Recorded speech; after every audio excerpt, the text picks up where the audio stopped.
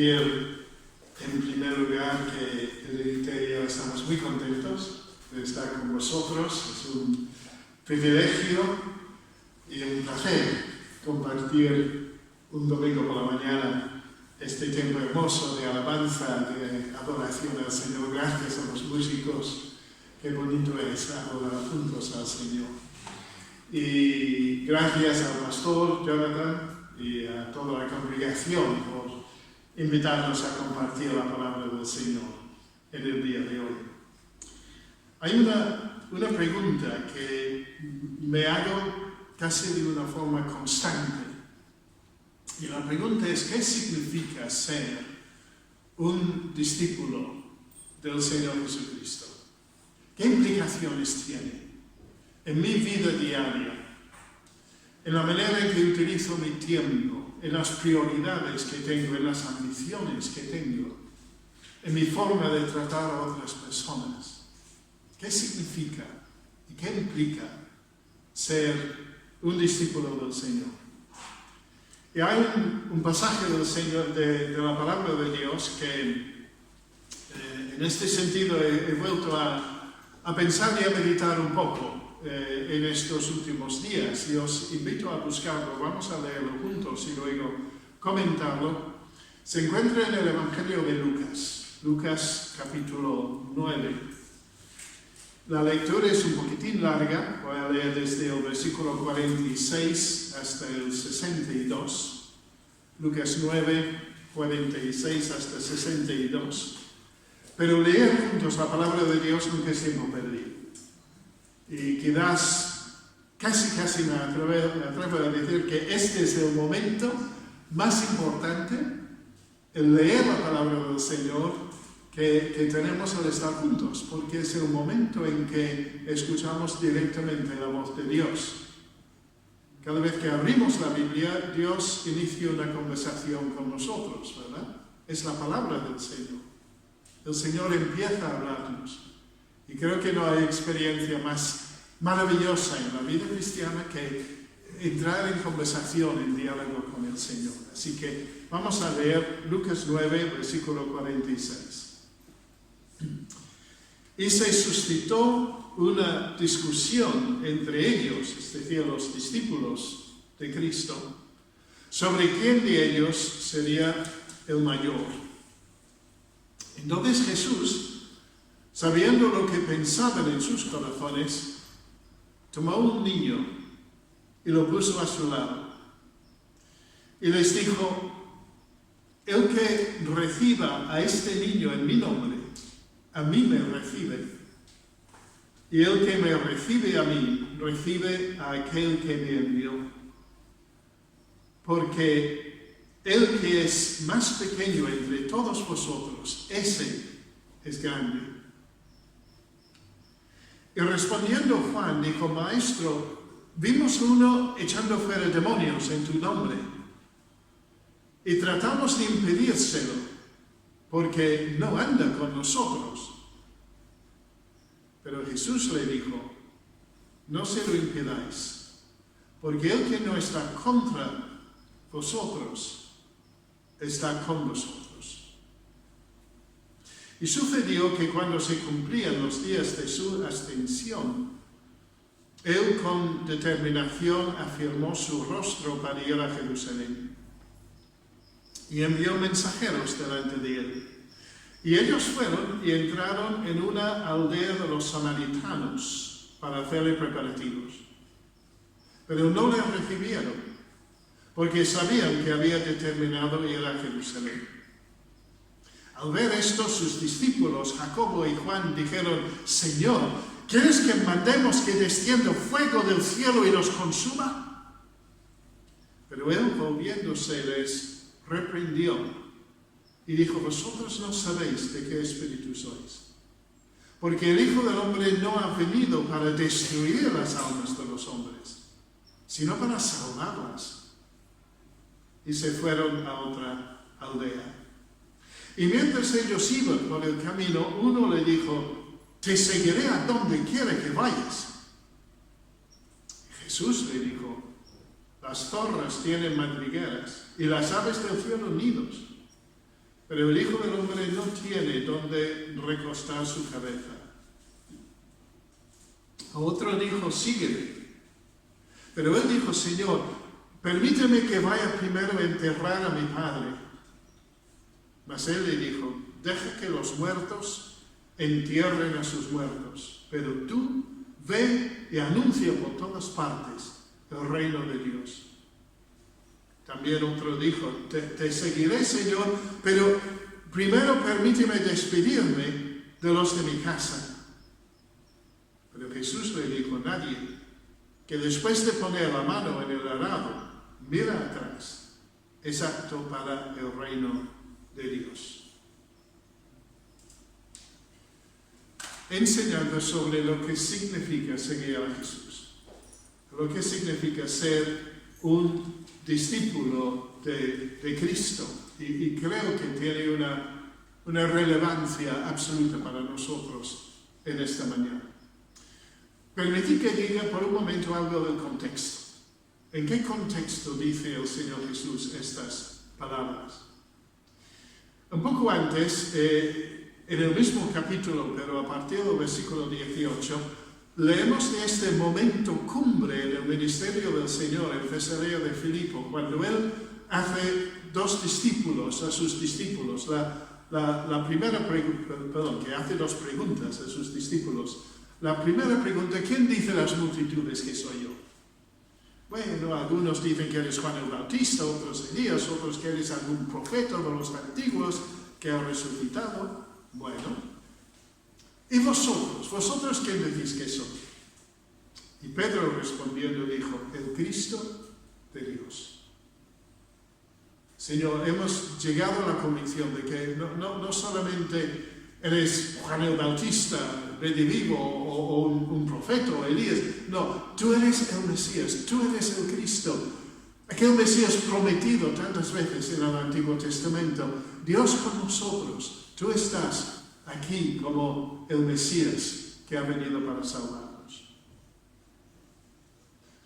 Pero el Señor enseguida matiza qué debían entender sobre cuál era la misión del Mesías. Porque los judíos pensaban que venía el Mesías para encabezar un levantamiento contra los ejércitos romanos que controlaban el país para restablecer el reino de Israel en toda su gloria, como en los tiempos de David y Salomón, que el Mesías venía para llevar a cabo lo que Putin llamaría una operación militar especial, ¿verdad? Algo en esta línea. Y el Señor Jesús dice, no vengo para armar un ejército y atacar a los romanos y echarles fuera. En el versículo 22 dice, el Hijo del Hombre debe padecer mucho y ser rechazado por los ancianos, los principales sacerdotes y los escribas, y ser muerto y resucitar al tercer día. Chicos, yo he venido a morir. He venido a dar mi vida por vosotros. Pero mi muerte no va a ser la última palabra. Voy a resucitar. Voy a ascender los cielos. Y voy a reinar en gloria y un día volveré para llevarnos donde yo esté. Las enseñanzas de Jesús sobre su muerte. Y es en este contexto que en el versículo 51 leímos que cuando cumplían los días de su ascensión, Él con determinación afirmó su rostro para ir a Jerusalén.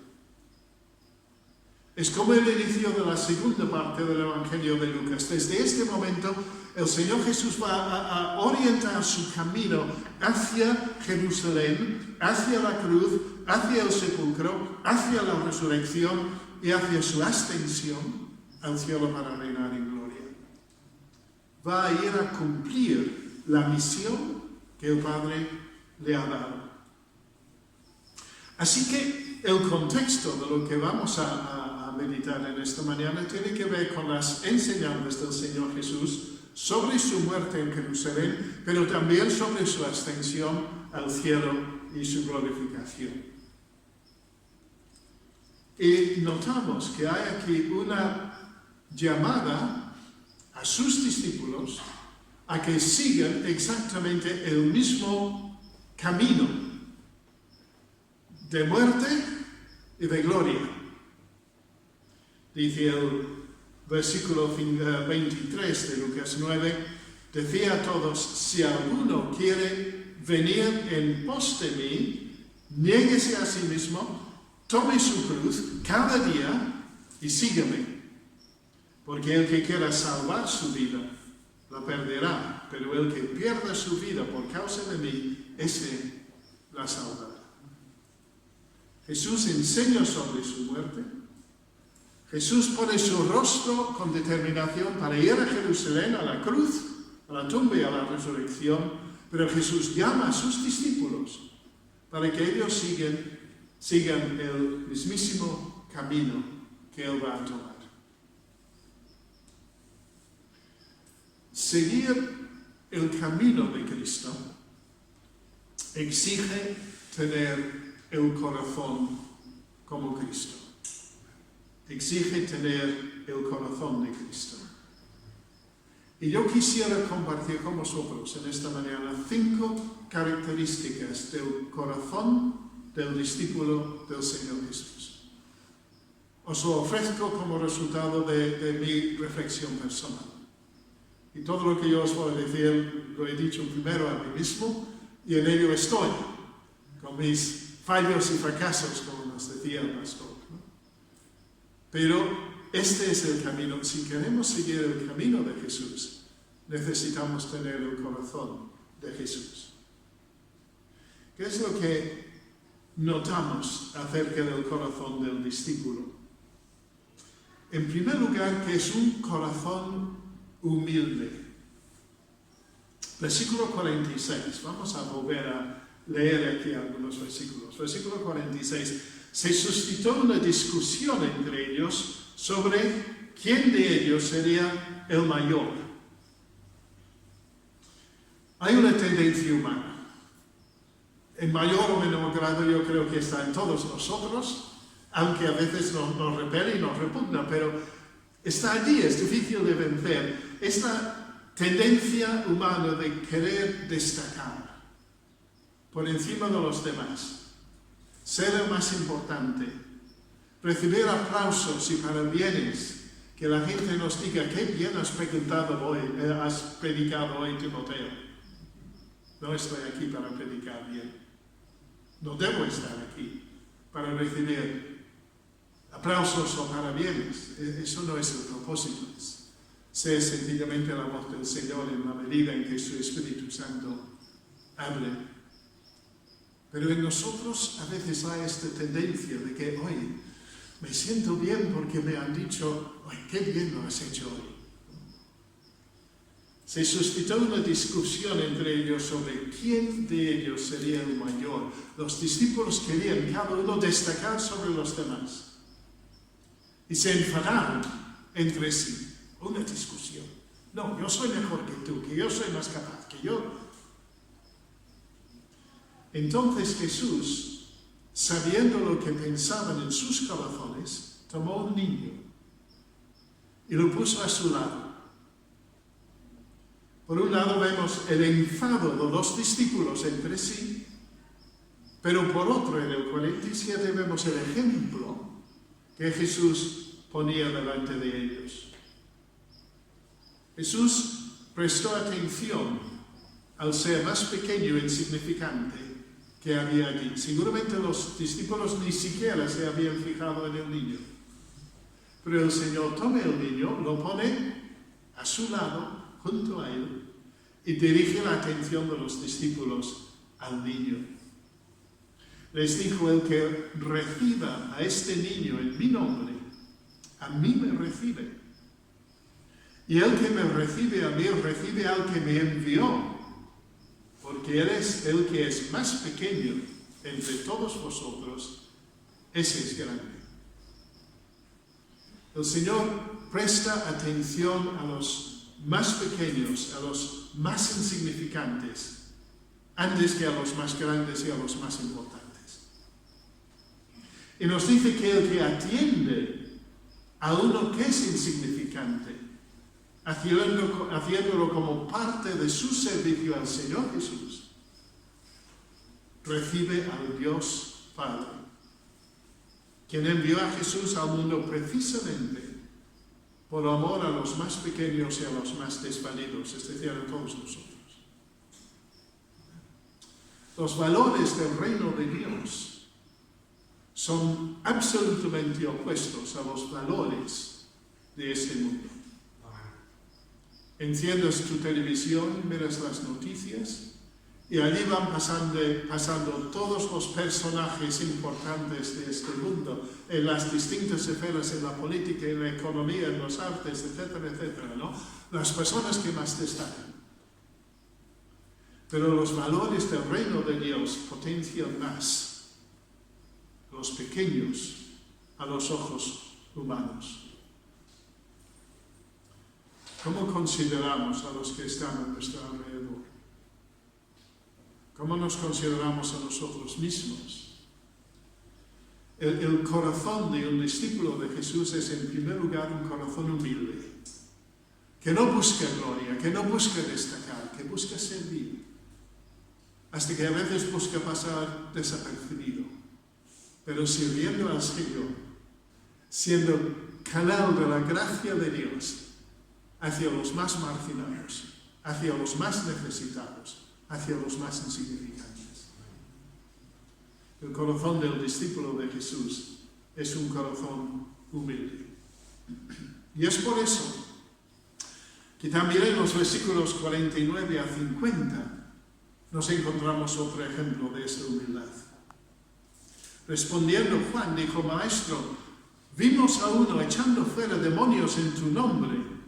Tratamos de impedírselo porque no anda con nosotros, no es de los nuestros. No sé cómo se atreve a ir por ahí echando fuera demonios en tu nombre cuando nosotros somos los verdaderos discípulos tuyos. ¿Notáis otra vez cierto espíritu de querer ser más importante que los demás? Cierto tono de arrogancia. No anda con nosotros, por lo tanto no es un verdadero discípulo. El Señor Jesús contesta: no se lo impidáis, porque el que no está contra vosotros está con nosotros. Estamos en el mismo equipo. Quizás unos ocupando una posición y otros otra posición, pero todos sirviendo al Señor.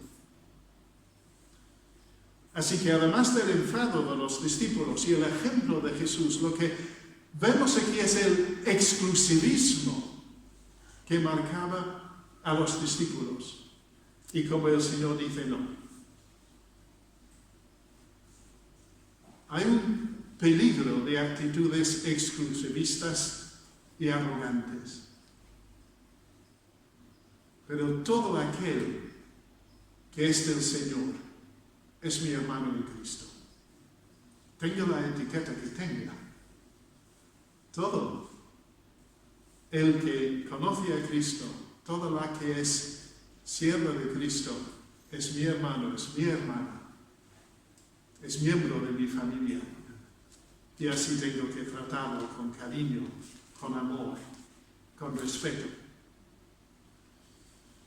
Dice el apóstol Pablo: por tanto, aceptaos los unos a los otros, como también Cristo nos aceptó para gloria de Dios.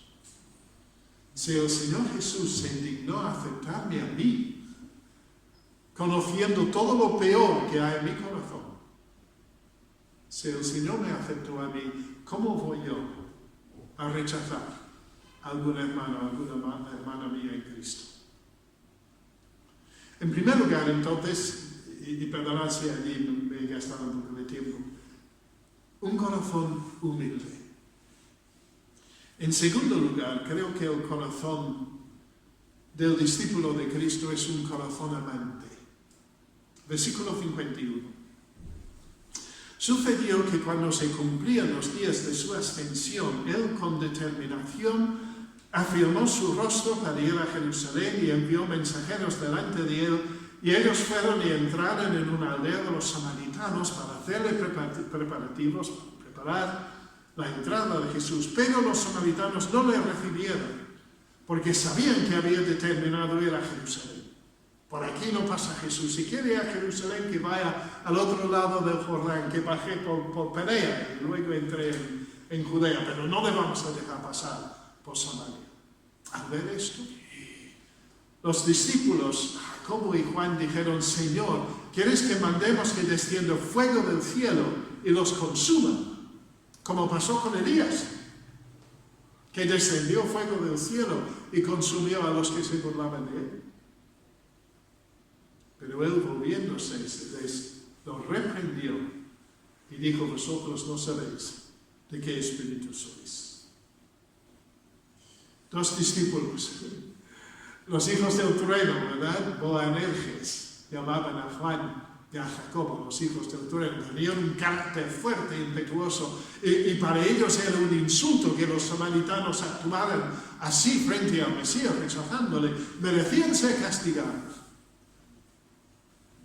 Mira, dice Jesús, el Hijo del Hombre no ha venido para destruir a las almas de los hombres, sino para salvarlos. El rechazo de los samaritanos, la represalia propuesta por Juan y Jacobo, pero la reprensión de Jesús a sus discípulos, dar rienda suelta a la ira, es dar lugar al diablo. Y no entender la misión de Jesús, de salvar y no de destruir. Hay un texto que es el texto evangélico por excelencia, como sabemos, ¿no? De tal manera amó Dios al mundo que dio a su Hijo único, a su Hijo unigénito, para que todo aquel que cree en Él no se pierda, mas tenga vida eterna. Porque Dios no envió a su Hijo al mundo para juzgar al mundo, sino para que el mundo sea salvo por Él. Jesús viene otra vez, viene pronto y vendrá para juzgar.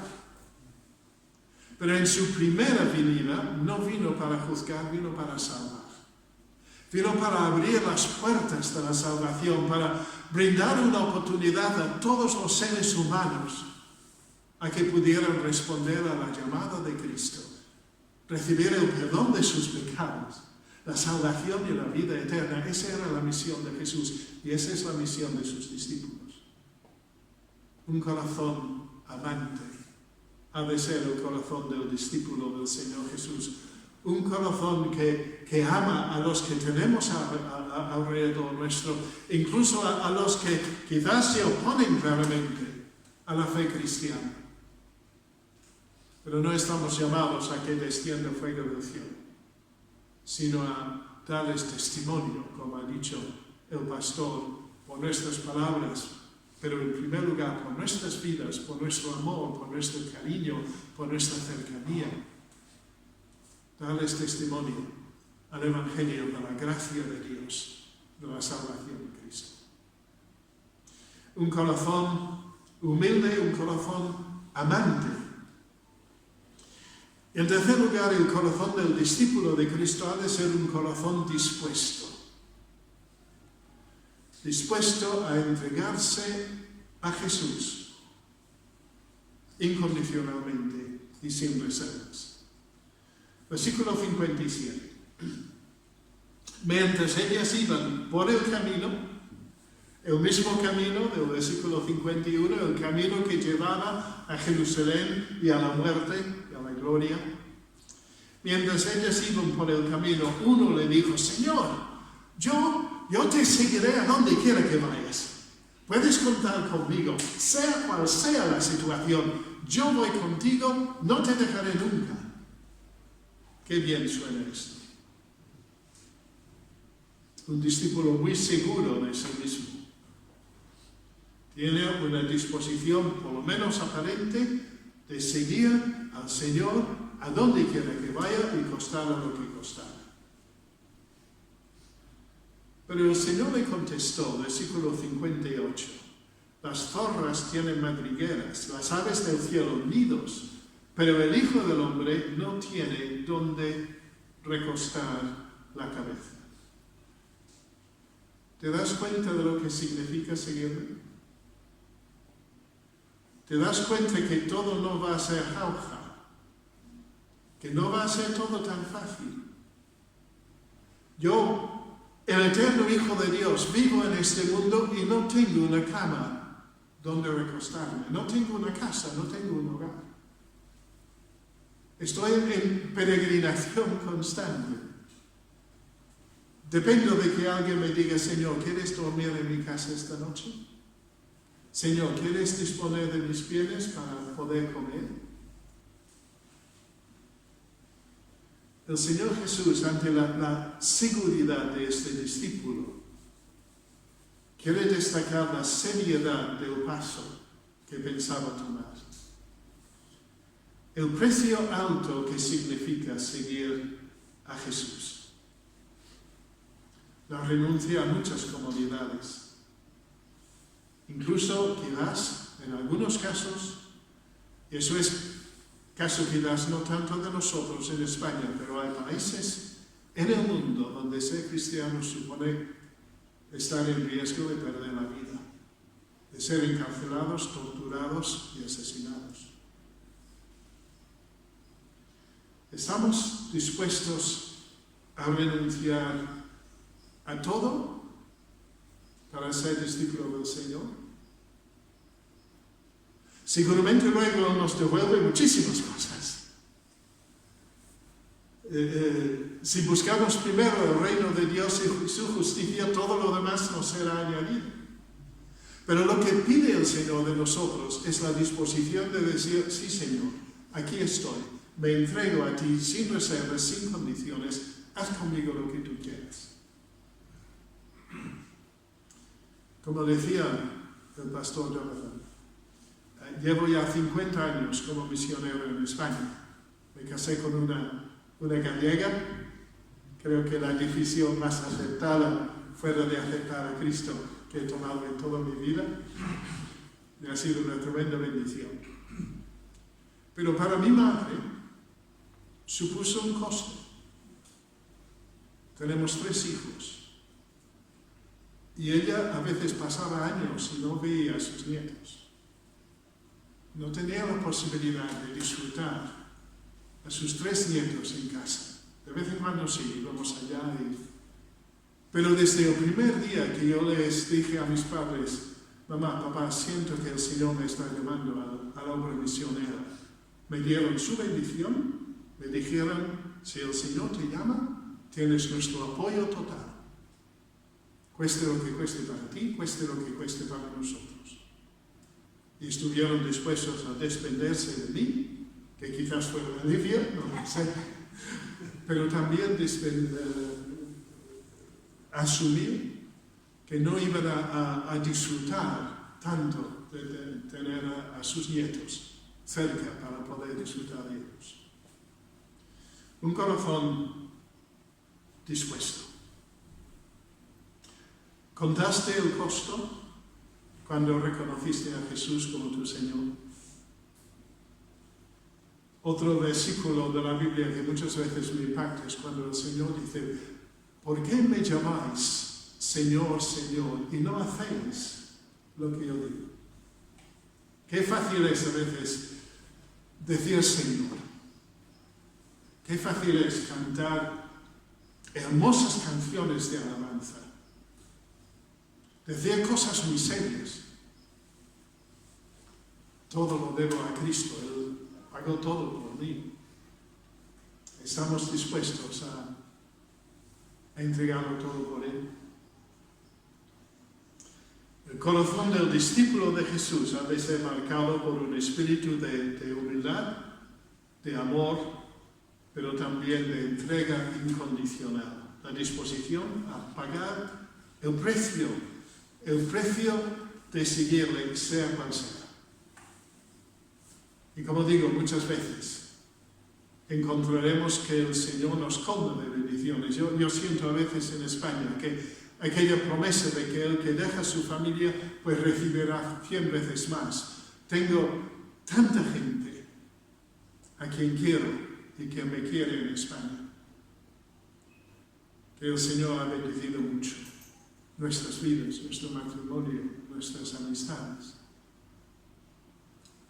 Pero hay un momento cuando tenemos que decir, Señor, te sigo a donde tú quieras y estoy dispuesto a pagar el precio que sea. Porque Él lo hizo por mí. Él lo hizo en obediencia al Padre. Asumió la misión de venir a este mundo, de vivir entre nosotros, de ser rechazado, de ir hasta la cruz, de sufrir las torturas y las burlas y todo lo que Él sufrió para salvarme a mí, para salvarnos a nosotros. Si Él lo dio todo, no tengo yo la obligación, el deber de entregarle todo a Él.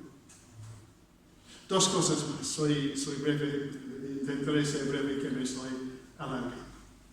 En cuarto lugar, el corazón del discípulo de Jesús es un corazón obediente. Tiene mucho que ver con lo que acabamos de decir, ¿no? Versículo 59, ya estamos hacia el final del capítulo. A otro dijo, esta vez es el Señor que toma la iniciativa, a otro dijo, sígueme. Pero él dijo, Señor, permíteme que vaya primero a enterrar a mi padre. Mas él le dijo, deja que los muertos entierren a sus muertos, pero tú ve y anuncia por todas partes el reino de Dios. Puede parecer un poco duro, ¿no?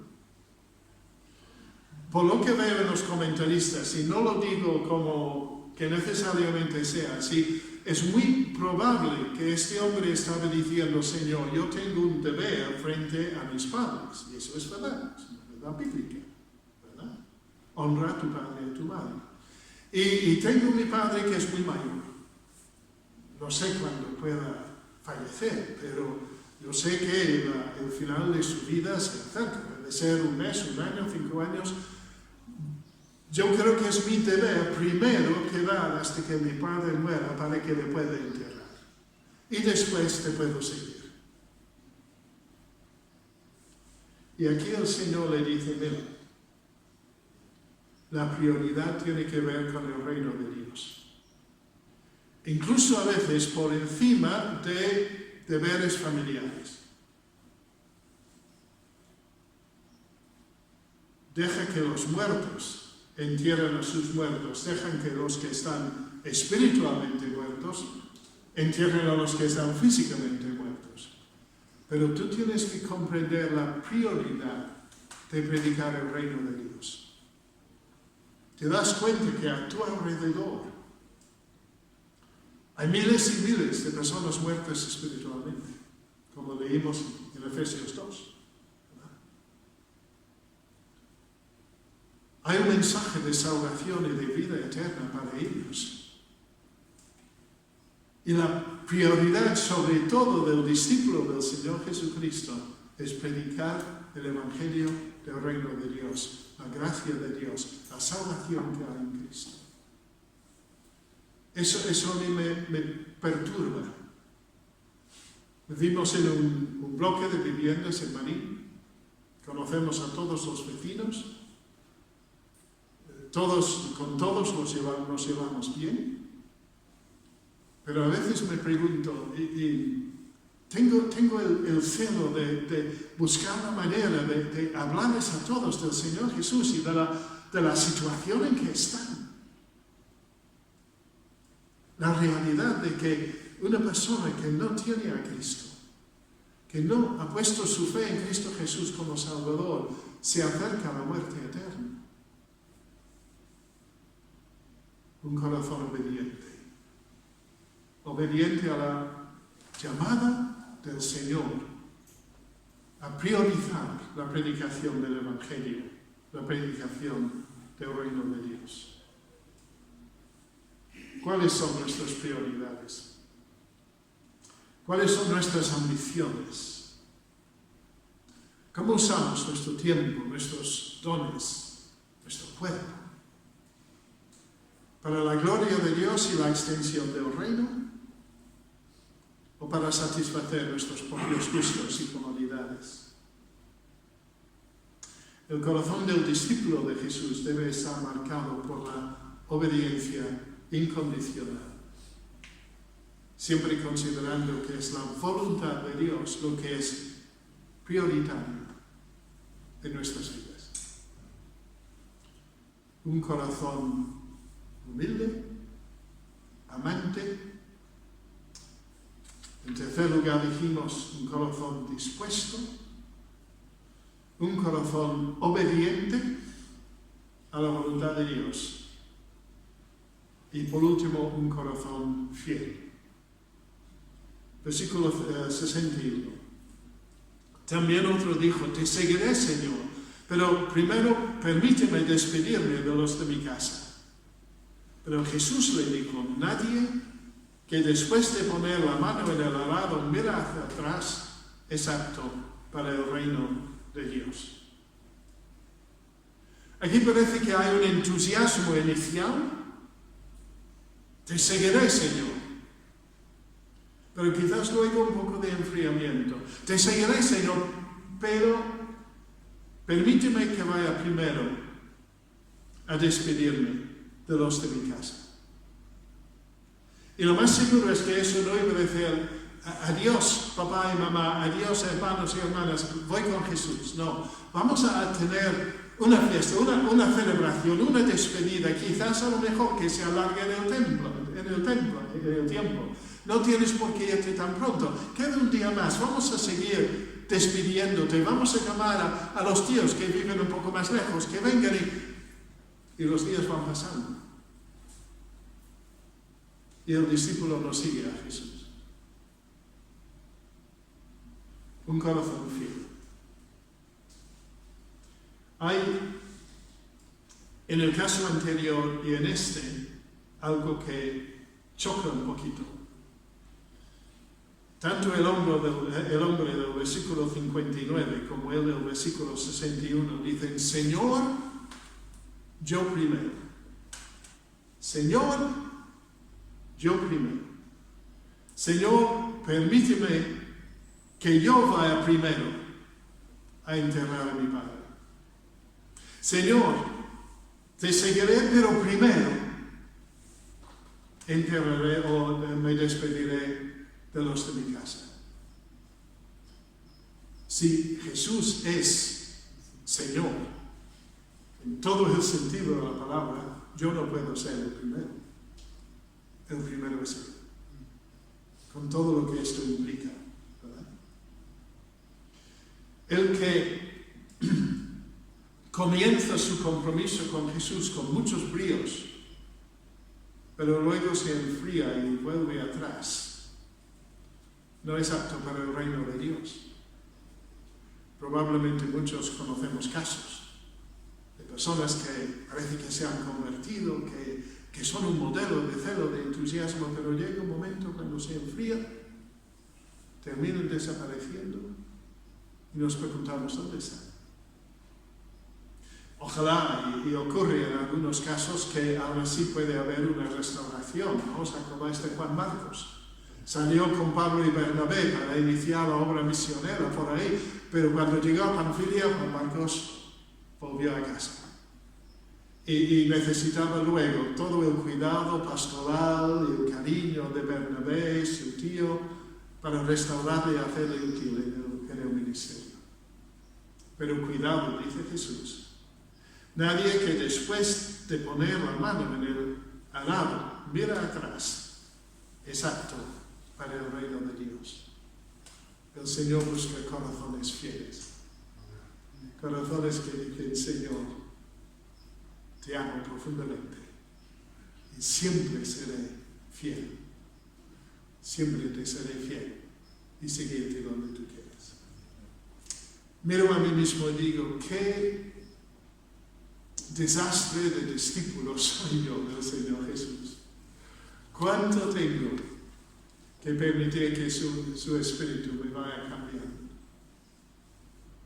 Pero ojalá que en la gracia del Señor, yo y vosotros conmigo, como discípulos de Cristo, podemos tener corazones humildes, corazones amantes, corazones dispuestos a seguir al Señor, cueste lo que cueste. Corazones obedientes plenamente a su voluntad y a su llamada. Corazones fieles, que nunca vuelven atrás. Padre, gracias por este tiempo en tu presencia en esta mañana. Gracias por la posibilidad de cantar tu gloria, Señor. De decirte, te debo, Señor, todo, porque tú pagaste mi deuda totalmente. Y hemos querido venir ante ti, Señor, con corazones llenos de alabanza y de adoración en esta mañana. Pero también hemos escuchado tu palabra, Señor, esta palabra que el Señor dirigió a sus discípulos. Queremos ser seguidores tuyos hasta el final.